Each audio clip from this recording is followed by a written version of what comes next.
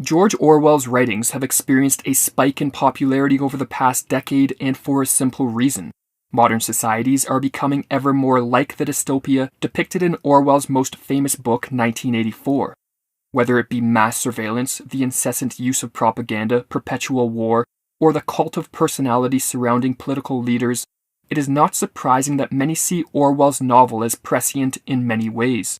With that said, the West remains much freer than the dystopian society of 1984, but the trend does not bode well for those who favor a free society. Orwell, in fact, believed that totalitarianism of the type he satirized in his novel was a distinct possibility for the West, and at times he went as far as to suggest that it may in fact be inevitable. Almost certainly, he wrote in 1940, we are moving into an age of totalitarian dictatorships. In this video, we will look at what caused Orwell's pessimism, focusing on two trends in particular, the move toward collectivism and the rise of hedonism. Collectivism is a doctrine or set of ideologies in which the goals of a certain collective, such as a state, a nation, or a society, are given precedence over the goals of individuals. Socialism, communism, nationalism, and fascism are all collectivist ideologies. Orwell believed that a precondition for the rise of totalitarianism was the emergence of a collectivist social structure, as this permits the centralization of power needed to exert total societal control. Orwell's view of the connection between totalitarianism and collectivism has proved puzzling, as Orwell was a staunch leftist, a critic of capitalism, and a socialist. How could someone who favored socialism, a collectivist ideology, at the same time write a dystopian novel which portrays a collectivist society in such a horrific manner? To understand his position, it must first be realized that Orwell did not consider capitalism to be a viable system. It is not certain that socialism is in all ways superior to capitalism, he wrote, but it is certain that, unlike capitalism, it can solve the problems of production and consumption. Capitalism was such an inadequate system in Orwell's mind that, like many leftists of his day, he believed that it was on its deathbed and would soon be replaced by some form of collectivism. He saw this as inevitable. The issue for Orwell was what type of collectivism would take its place. The real question, he wrote, is whether capitalism, now obviously doomed, is to give way to oligarchy, totalitarianism, or to true democracy, democratic socialism. Following the impending death of capitalism, Orwell hoped that democratic socialism would be adopted in the West. Democratic socialists, like Orwell, advocated for a centrally planned economy, nationalization of all major industry, and a radical decrease in wealth inequality. They were also strong supporters of civil liberties such as freedom of speech and freedom of assembly, which they hoped could be maintained in a society which would largely deprive people of their economic freedoms.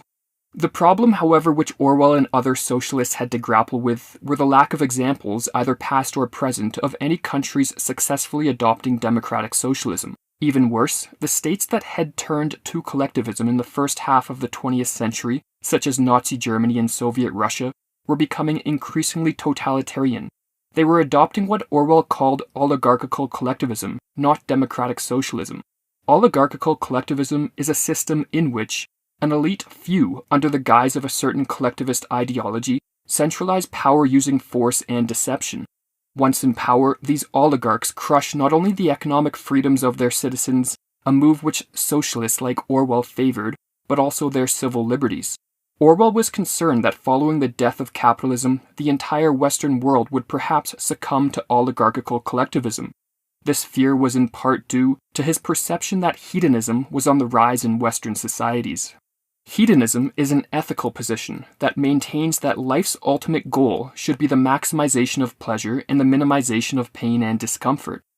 In an increasingly urban and consumerist West, Orwell believed that many people were structuring their lives in a hedonistic manner, and this did not bode well for the freedom of Western civilization. A hedonistic lifestyle, according to Orwell, weakens people. It makes them feeble and incapable of mounting any resistance to fanatical ideologues who desire to rule over society. This fear of Orwell's has proven unfounded up to this point.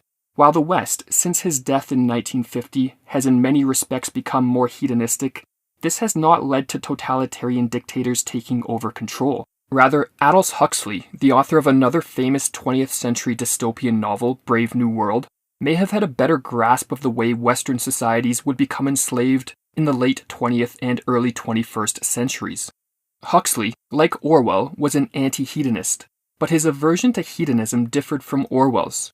Huxley's main concern was that hedonism could be used as an effective tool to oppress a society, because people will willingly forego freedom in exchange for sensory pleasure and endless consumption. If a society can be structured so that people can devote much of their time to pursuing pleasures, gratifying material wants, and even drugging themselves to escape from reality, then persuasion and conditioning, rather than physical coercion, will be sufficient to exert extreme control over a society. Neil Postman, in his book Amusing Ourselves to Death, nicely contrasts the differing fears of Orwell and Huxley. What Orwell feared were those who would ban books. What Huxley feared was that there would be no reason to ban a book, for there would be no one who wanted to read one. Orwell feared that the truth would be concealed from us. Huxley feared the truth would be drowned in a sea of irrelevance. Orwell feared we would become a captive culture. Huxley feared we would become a trivial culture. In 1984, people are controlled by inflicting pain. In Brave New World, they are controlled by inflicting pleasure. In short, Orwell feared that what we fear will ruin us. Huxley feared that what we desire will ruin us. The West, it seems, finds itself in a situation somewhat analogous to what Huxley feared. For like the proverbial frog in boiling water, citizens in the West accept greater and greater intrusions into their freedoms and with little resistance. The overt physical coercion that Orwell thought would be required to enslave a society has so far proved unnecessary. Before dismissing Orwell's fears completely, however, it must be noted that Orwell was familiar with Huxley's position, and he did not deny that the hedonistic society Huxley feared was a possibility. But he saw it as a temporary stage, creating the ideal conditions for a more brutal regime to seize control and impose its will on society. Whether Orwell will be proven correct in the end remains to be seen. Yet, as was pointed out, Orwell did not believe the totalitarianism which he feared could emerge in a society without it first becoming collectivist.